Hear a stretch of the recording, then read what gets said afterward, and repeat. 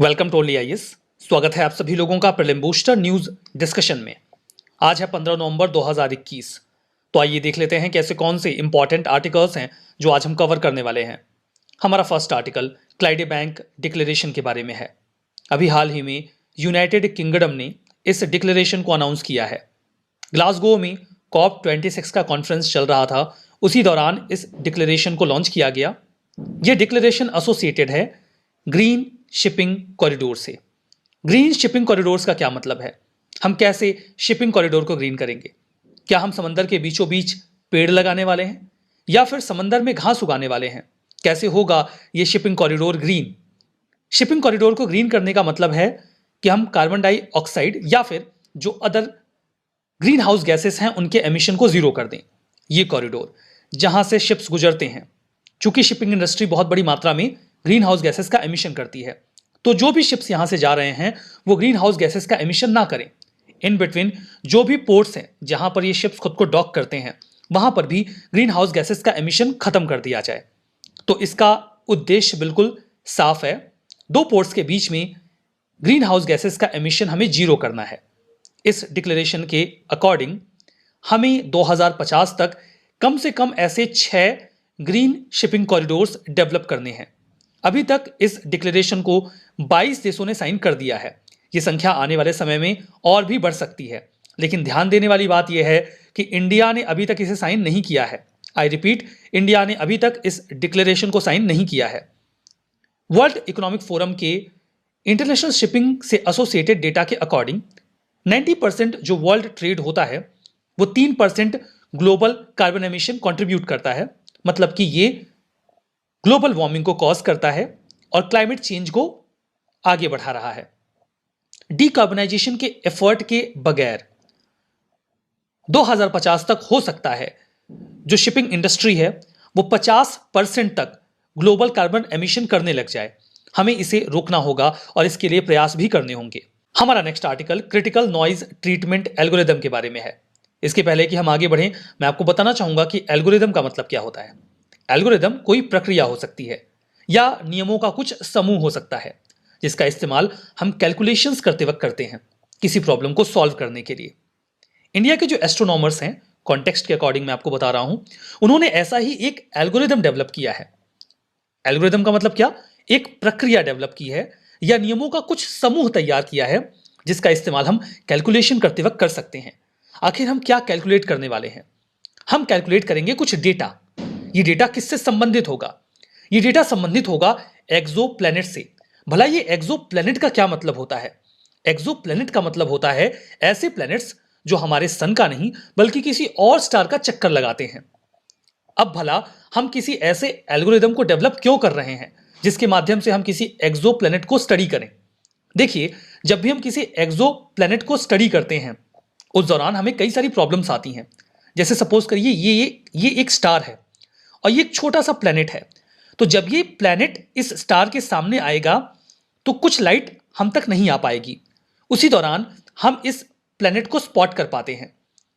लेकिन इस कैलकुलेशन को करते वक्त जो उस सन की या उसके एटमॉस्फेयर की नॉइज होती है वो डिस्टर्बेंस क्रिएट करती है। उस नॉइज यानी कि उस शोरगुल की वजह से जो वेरियस इंटरस्टेलर ऑब्जेक्ट्स की वजह से आ रहा होता है, हम कैलकुलेशन नहीं कर पाते।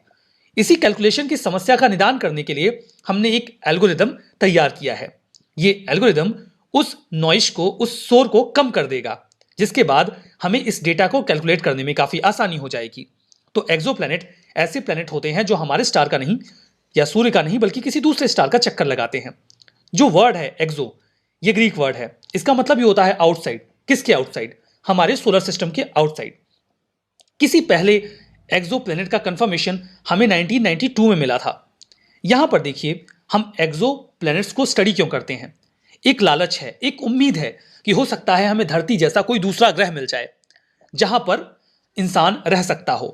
एक्सो प्लैनेट्स को कैसे स्टडी किया जाता है आज? इन्हें आज स्टडी करने के लिए हम ग्राउंड बेस्ड ऑप्टिकल टेलीस्कोप्स का इस्तेमाल करते हैं। हमारे पास एक ऐसा टेलीस्कोप है भी जिसे नाम दिया गया है टेस, यानी कि ट्रांजिटिंग एक्सो प्लैनेट सर्वे सैटेलाइट। टेस कौन सी प्रक्रिया इस्तेमाल करता है एक्सो प्लैनेट को स्टडी करने के लिए? यह इस्तेमाल करता है फोटोमेट्रिक ट्रांजिट मेथड, वही प्रक्रिया जिसमें हम रोशनी का इस्तेमाल करते हैं किसी भी एक्सो प्लेनेट के एग्जिस्टेंस को स्टडी करने के लिए या डिटेक्ट करने के लिए। लेकिन यह प्रक्रिया नॉइज से अफेक्ट होती है और ये एल्गोरिदम हमारी इसी प्रक्रिया का या इसी समस्या का निदान करेगा। इंडियन एस्ट्रोनॉमर्स ने इस एल्गोरिदम को डेवलप किया है और नाम दिया है क्रिटिकल नॉइज ट्रीटमेंट एल्गोरिदम। ये डिस्टर्बेंसेस को रिड्यूस करेगा और एक्सो प्लैनेट्स को एक्यूरेटली स्टडी करने में मदद करेगा। उम्मीदन आपने इस आर्टिकल को समझा। हमारा नेक्स्ट आर्टिकल अर्थ के फर्स्ट लैंड मास के बारे में है। आप किसी भी माइथोलॉजी में जाइए, चाहे सुमेरियन माइथोलॉजी में या फिर हिंदू माइथोलॉजी में, आपको एक कहानी लगभग हर जगह मिलती है कि एक समय ऐसा था जब पूरी धरती को जलमग्न कर दिया गया। मतलब पूरी धरती पर पानी ही पानी था, कोई कॉन्टिनेंट नहीं था। एक समय ऐसा था जब पूरी धरती पर सिर्फ पानी था। यह समय माना जाता है कि 2.4 बिलियन से 4 बिलियन ईयर्स एगो रहा होगा, ऐसी मान्यता है। उसके बाद धीमे धीमे टेक्टोनिक एक्टिविटीज की वजह से, वॉल्केनिक एक्टिविटीज की वजह से जो लैंड मास था उस पानी के ऊपर आ गया। इंडियन सबकॉन्टिनेंट की अगर बात करें तो आखिर इंडियन सबकॉन्टिनेंट का कौन सा हिस्सा सबसे पहले पानी के ऊपर आया? वर्तमान मान्यता के अनुसार जो सबसे पहला हिस्सा इंडियन सबकॉन्टिनेंट का पानी के ऊपर आया वो आया 2.5 बिलियन ईयर्स एगो। ये वर्तमान मान्यता है। लेकिन अभी की जो स्टडी है वो ऐसा कहती है कि ये डेटा गलत है। इंडिया का या इंडियन सबकॉन्टिनेंट का वो हिस्सा जो सबसे पहले धरती पर आया वो 2.5 बिलियन ईयर्स से कहीं पहले था। यानी कि 3.3 बिलियन या फिर 3.2 बिलियन ईयर्स एगो धरती पर, या जो ये हमारा इंडियन सबकॉन्टिनेंट है, इसका लैंड मास पानी के ऊपर आ गया था। कौन सा हिस्सा सबसे पहले पानी के ऊपर आ गया इंडियन सबकॉन्टिनेंट का, जिसे हम क्रेटॉन कहते हैं? झारखंड का सिंहभूम वाला रीजन। ऐसी मान्यता अभी जो स्टडी में निकल के आ रहा है, मान्यता नहीं, जो अभी स्टडी में निकल के आ रहा है वो ये है कि ये सबसे पहले ऊपर आया। इस स्टडी को कंडक्ट किया गया था इंडिया, ऑस्ट्रेलिया और यूएसए के रिसर्चर्स के द्वारा। क्या सबूत है आपके पास कि यही हिस्सा सबसे पहले आया? हमने सैंडस्टोन्स को स्टडी किया। जब हम सिंह भूमि के सैंडस्टोन्स को स्टडी कर रहे थे तो वहां पर हमें कुछ रिवर चैनल्स मिले, मतलब ऐसी जगह जहां से नदियां गुजरी हों, कुछ टाइडल प्लेन्स जैसे समंदर की लहरें जमीन से टकराई हों, या फिर बीचेस। इन सबके होने की पहली शर्त है कि वहां पर जमीन हो। बिना जमीन के ना तो नदी बनेगी, समंदर के भीतर तो नदी बहेगी नहीं, टाइडल प्लेन्स नहीं बन सकते और बीचेस नहीं बन सकते। और ये सभी चीजें हमें 3.2 बिलियन ईयर्स ओल्ड मिले हैं। मतलब ये हिस्सा इतने पहले तो जमीन बनी गया था। वाटर बॉडीज को जब हम स्टडी कर रहे थे तो हमें पता चला कि हाँ, ये जमीन रही होगी उतने समय पहले, तभी ये लैंडमास हमें समझ में आ रहा है। जो सिंहभूम रीजन है, इसी आधार पर कह रहे हैं कि 3.1 बिलियन ईयर एगो जमीन पर आ गया था, मतलब पानी के ऊपर आ गया था। ऐसे ही पैचेस हमें ऑस्ट्रेलिया और साउथ अफ्रीका में भी मिलते हैं। जिरकॉन्स यानी कि यूरेनियम रॉक्स में जो हमें यूरेनियम मिला है उसकी भी मास स्पेक्ट्रोमेट्री करके, जो एक मैकेनिज्म है कैलकुलेशन का, हमने रॉक्स की एजेस को कैलकुलेट किया और ये समय भी हमें यही 3.1 या 2 बिलियन ईयर्स एगो का मिल रहा है। वॉल्केनिज्म, ग्रेनाइट की चट्टानी जिनसे सिंहभूमि का कॉन्टिनेंटल क्रस्ट बना है, हमने उसे भी स्टडी किया और वो भी हमें 3.5 टू 3.1 बिलियन ईयर्स एगो का मिल रहा है। ये माना जा रहा है कि उस समय एक्सटेंसिव वॉल्केनिज्म था, मतलब जो वॉल्केनोज थे वो बहुत ज्यादा इरप्ट हो रहे थे और उसी से धीमे धीमे जो लैंड मास है वो पानी के ऊपर निकल आया। ये प्रक्रिया कई सालों चली होगी। लेस डेंसिटी और थिकनेस जो उस समय वॉल्केनिक एक्टिविटीज में रही होगी, उसी की वजह से क्रस्ट तैयार हो गए। इनके आने के बाद डेफिनेटली वहां पर कुछ ऑर्गेनिजम्स डेवलप हुए होंगे जिन्होंने फोटोसिंथेटिक एक्टिविटीज करके हमारे एटमॉस्फेयर में ऑक्सीजन की मात्रा को बढ़ाया होगा और बाकी जो ह्यूमन हिस्ट्री है या फिर ऑर्गेनिजम्स की हिस्ट्री है वो उसके बाद आगे बढ़ी होगी। तो ये नई स्टडी हमारे सामने आई है। हमारा नेक्स्ट आर्टिकल नीरासारा स्वयं शासित वेधशाला के बारे में है। इंडियन इंस्टीट्यूट ऑफ टेक्नोलॉजी यानी कि आईआईटी कानपुर ने एक एक्वेटिक ऑटोनॉमस ऑब्जर्वेटरी तैयार की है। नाम दिया है नीरासारा स्वयं शासित वेधशाला। ये गंगा नदी की हेल्थ को मॉनिटर करेगा। नाम पर जाइए पहले। स्वयं शासित होने का मतलब यह है कि आपको अलग से इसे कोई एनर्जी सोर्स नहीं देना होगा। ये एक प्रकार का ऑब्जेक्ट होगा जो आधा पानी के भीतर होगा और आधा तैरता रहेगा। इसका काम होगा पानी की क्वालिटी को चेक करना, पानी कितना साफ, कितना सही है, मेटल्स तो नहीं है, ऑक्सीजन पानी में है कि नहीं है, मेटल्स तो नहीं है, ये सब पता करेगा। इसे एनर्जी कहां से मिलेगी? ये स्वयं शासित है, मतलब आपको इसे अलग से एनर्जी नहीं देनी है। एक तो इस पर सोलर पैनल्स लगे होंगे, सोलर वोल्टिक बैटरीज होंगी जिसकी मदद से ये दिन में एनर्जी इकट्ठा कर लेगा। दूसरा, पानी का जो फ्लो है उसके माध्यम से भी ये एनर्जी इकट्ठा कर लेगा। तो मतलब ये स्वयं शासित है, आपको बाहर से एनर्जी नहीं देनी है, ये खुद के काम करने की एनर्जी खुद ही तैरते हुए बना लेगा और ये वेधशाला की तरह काम करेगा, ऑब्जर्वेटरी की तरह काम करेगा। इसे डेवलप किया है department of science and tech की हेल्प से। गवर्नमेंट ऑफ इंडिया और Indo US science and technology forum, इन सभी लोगों ने इसमें मदद दी है। ये लो कॉस्ट है, पानी की क्वालिटी को अच्छे से मॉनिटर कर सकता है और जो भी डेटा ये कलेक्ट करेगा इसे ये वेब बेस्ड मैकेनिज्म के माध्यम से जो आईआईटी कानपुर है उसे सौंप देगा। वर्क, इसमें कुछ सेंसर्स लगाए गए हैं जो सैंपल्स इकट्ठा करेंगे।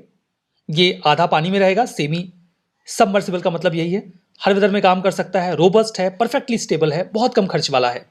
इसे 3 पैरामीटर्स के जरिए इवेलुएट करता है ये वेधशाला। एक तो ये देखेगा कि पीएच यानी कि पानी की एसिडिटी या एल्कलिनिटी कैसी है, पानी एसिडिक तो नहीं है, कंडक्टिविटी, मेटल्स की क्या कंडीशन है, और ऑक्सीजन यानी कि डिजॉल्व ऑक्सीजन कितना है। हर 15 मिनट पे डेटा कलेक्ट करके रिपोर्ट कर देगा इंस्टीट्यूट को। सिग्निफिकेंस ये है कि जो वेरियस फ्लड्स, फ्रिक्वेंट फ्लड्स आते हैं, फोम हमने देखा यमुना नदी में आ गया था, पानी टॉक्सिक हो जाता है, अनएक्सपेक्टेड वाटर लेवल का राइज देखने को मिलता है, नदियां पोल्यूट हो रही हैं, इन सब की जानकारी हमें इससे मिल जाएगी। हमारा नेक्स्ट आर्टिकल पीएनएस टुगरिल के बारे में है। चाइना ने अभी हाल ही में इसे बनाकर पाकिस्तान को सौंप दिया है। यह फर्स्ट टाइप है 054A/P फ्रिगेट का। फ्रिगेट मतलब ये एक वॉरशिप है, जंगी जहाज है। चाइना के state ship builders corporation limited ने इसे बनाया है।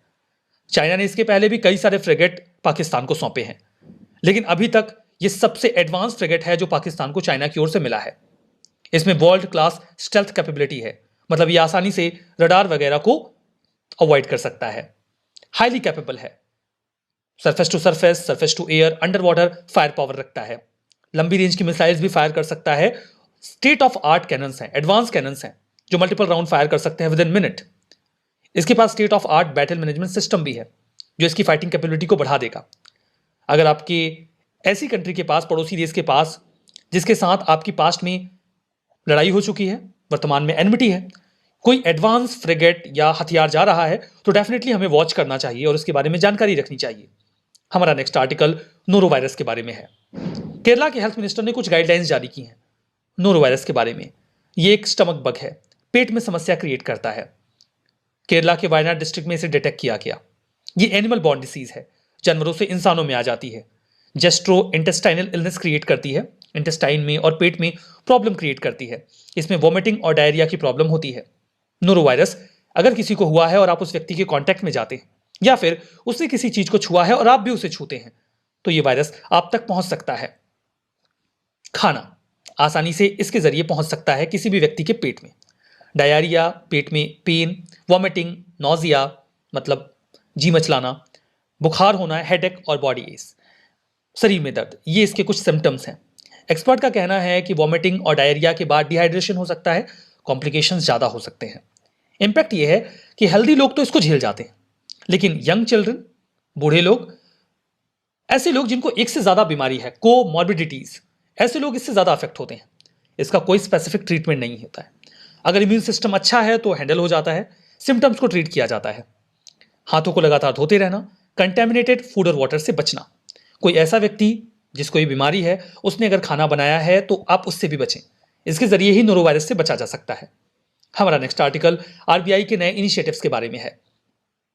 आरबीआई ने अभी 2 नए इनिशिएटिव्स तैयार किए हैं और हमारे प्राइम मिनिस्टर ने उनको लॉन्च किया। पहले इनिशिएटिव का नाम है आरबीआई रिटेल डायरेक्ट स्कीम और दूसरे का नाम है reserve bank integrated ombudsman scheme. पहले स्कीम की बात करते हैं, रिटेल डायरेक्ट स्कीम। हम सभी लोगों को पता है कि अगर आप गवर्नमेंट बॉन्ड खरीदते हैं तो वो रिस्की नहीं है। आप आसानी से उसमें पैसा निवेश कर सकते हैं और उससे आपको अच्छा रिटर्न मिल जाता है, स्टेबल इनकम है, नुकसान की संभावना न के बराबर होती है, आपका पैसा भी नहीं फंसेगा। लेकिन अभी भी गवर्नमेंट बॉन्ड्स या सिक्योरिटीज खरीदने में लोग हिचकते हैं क्योंकि उनके मुताबिक इसकी प्रक्रिया बहुत जटिल है, टफ है। रिटेल डायरेक्ट स्कीम उन्हें इस प्रक्रिया को आसान बना देती है। इसके जरिए जो भी इन्वेस्टर्स गवर्नमेंट सिक्योरिटीज या बॉन्ड्स में इन्वेस्ट करना चाहते हैं वो रिटेल डायरेक्ट अकाउंट यानी कि आरडीजी अकाउंट खोल सकते हैं और अपना बैंक अकाउंट इससे लिंक कर सकते हैं। वो बहुत ही ईजिली अपना पैसा ट्रांसफर करके जो गवर्नमेंट सिक्योरिटीज हैं, जीसेक, उन्हें खरीद सकते हैं। आरडीजी का जो अकाउंट होगा उसके जरिए वो बॉन्ड्स जो गवर्नमेंट सेल करती है, state development loans, state government के बॉन्ड्स, सॉवरेन गोल्ड बॉन्ड्स, इन सभी चीजों को खरीद सकते हैं। दूसरे इनिशिएटिव की बात करते हैं, reserve bank integrated ombudsman scheme. Ombudsman का क्या मतलब होता है? ऑम्बुड्समैन एक पब्लिक अथॉरिटी होती है। हर बॉडी का अपना एक ग्रीवांस रिड्रेसल मैकेनिज्म होता है। अगर आप उस संस्था के समस्याओं के निराकरण करने वाले तरीके से संतुष्ट नहीं हैं, तो आप एक पब्लिक अथॉरिटी के पास जाते हैं, जिसे ऑम्बुड्समैन कहा जाता है, जो आपकी समस्या का निदान करता है। अगर आपको फाइनेंशियल इंफ्रा में, फाइनेंशियल सिस्टम में कोई प्रॉब्लम है, आपको किसी बैंक में किसी सर्विस से प्रॉब्लम है, तो सबसे पहले तो आप बैंक में जो ग्रीवांस रिड्रेसल मैकेनिज्म है, समस्या के निदान की पद्धति है, उसका इस्तेमाल करते हैं। आप उससे संतुष्ट नहीं है, बैंक आपकी समस्या का निराकरण नहीं करता, तो आप बैंकिंग ऑम्बुड्समैन के पास जा सकते हैं, वो आपकी समस्या का निराकरण करेंगे। वर्तमान में 3 स्कीम्स हैं जो ऑम्बुड्समैन की तरह वर्क करती हैं फाइनेंशियल इंटरमीडियरीज के लिए। पहला है बैंकिंग ऑम्बुड्समैन स्कीम, ये 1995 में आया था। दूसरा है ombudsman scheme for non banking financial companies, OSNBFC, 2018 में आया। तीसरा है ombudsman scheme for digital transaction, OSDT, 2019 में आया। आखिर इतने सारे ऑम्बुड्समैन की जरूरत क्या है, जबकि फाइनेंशियल सेक्टर को यूनिफॉर्म बनाया जा सकता है? इसी उद्देश्य से वन नेशन वन ऑम्बुड्समैन, इसी उद्देश्य से एक इंटीग्रेटेड ऑम्बुड्समैन स्कीम चलाई गई है। ये एक ऑम्बुड्समैन होगा जो बैंक्स, NBFC और उन सभी एंटिटीज को कवर करेगा जिन्हें RBI रेगुलेट करती है। तो दोनों इनिशिएटिव आपने समझे। हमारा नेक्स्ट आर्टिकल नेशनल अचीवमेंट सर्वे के बारे में है। हम इसके जरिए ये देखते हैं कि क्लास 3rd, 5th और 8th के बच्चे, उनकी कॉम्पिटेंसी क्या है। ये सर्वे हर 3 साल में एक बार होता है। लास्ट टाइम 2017 में हुआ था, तो फिर तो 2020 में होना चाहिए था। अभी 2021 में इसकी बात क्यों कर रहे हैं? 2020 में कोविड था तो हो नहीं पाया। वैसे तो 3 साल में होता है, लेकिन इस बार 4 साल में हुआ। यहां पर हम स्टूडेंट्स की लर्निंग को एसेस करते हैं। इस सर्वे को कंडक्ट किया जाता है मिनिस्ट्री ऑफ एजुकेशन के सुपरविजन में। ये स्ट्रक्चर्ड फीडबैक तैयार करता है डिस्ट्रिक्ट, स्टेट और नेशनल लेवल पे, जिसका इस्तेमाल हम पॉलिसी प्लानिंग और पेडागोजिकल इंटरवेंशंस, मतलब पढ़ाई में जो भी इंटरवेंशन रिक्वायर्ड है उसके लिए करते हैं, ताकि क्वालिटी लर्निंग स्टूडेंट्स अवेल कर सकें। कवरेज क्या है? 3rd, 5th, 8th और 10th स्टैंडर्ड्स के बच्चों को इसमें कवर किया जाता है। सर्वे हर 3 साल में होता है, इस बार 4 साल में हुआ है। इसका पूरा फ्रेमवर्क NCERT डेवलप करता है और NCERT ही सर्वे को कंडक्ट भी करता है। 3rd और 5th के बच्चों के लिए लैंग्वेज, मैथमेटिक्स और इन्वायरमेंटल स्टडीज में इवैल्यूएशन किया जाता है। 8th के बच्चे के लिए लैंग्वेज, मैथमेटिक्स, साइंस और सोशल साइंस में इवैल्यूएशन करते हैं। 10th के बच्चों के लिए language, mathematics, science, social science और इंग्लिश का भी इवैल्यूएशन किया जाता है। ये evaluation 22 different mediums of instructions में किए जाते हैं, मतलब अलग अलग भाषा में पढ़ाई करवाई जाती है। तो हर भाषा में की जाने वाली पढ़ाई में ये सर्वे किए जाते हैं। रिवीजन करते हैं। क्लाइडेबैंक डिक्लेरेशन वुमेन एम्पावरमेंट का एजेंडा तैयार करता है, गलत है। ये ग्रीन कॉरिडोर के लिए है, so it's wrong. Critical noise treatment algorithm, ये क्वांटम मैकेनिक्स की प्रॉब्लम को सॉल्व करेगा, गलत है। ये एक्सोप्लैनेट को स्टडी करने में हेल्प करेगा। PNS टुगरिल 1990s में रशिया ने इसे बनाया, गलत है। चाइना ने बनाया और पाकिस्तान को दिया। रिटेल डायरेक्ट स्कीम, इसके माध्यम से इन्वेस्टर्स इन्वेस्ट कर सकते हैं गवर्नमेंट सिक्योरिटीज में, ये सही है। नेशनल अचीवमेंट सर्वे, ये 3rd, 5th, 8th और 10th स्टैंडर्ड के बच्चों को कवर करता है सर्वे में, दैट्स ट्रू। सेशन की PDF आपको ओनली एस के टेलीग्राम चैनल पे मिलेगी। Only S nothing else search करिए टेलीग्राम में। 1,22,000 से ज्यादा सब्सक्राइबर्स वाला चैनल दिखेगा, उसे ज्वाइन कर लीजिए। PDF को डाउनलोड करिए और रिवाइज करिए। आज का सेशन यहीं पर समाप्त करेंगे। बहुत बहुत धन्यवाद।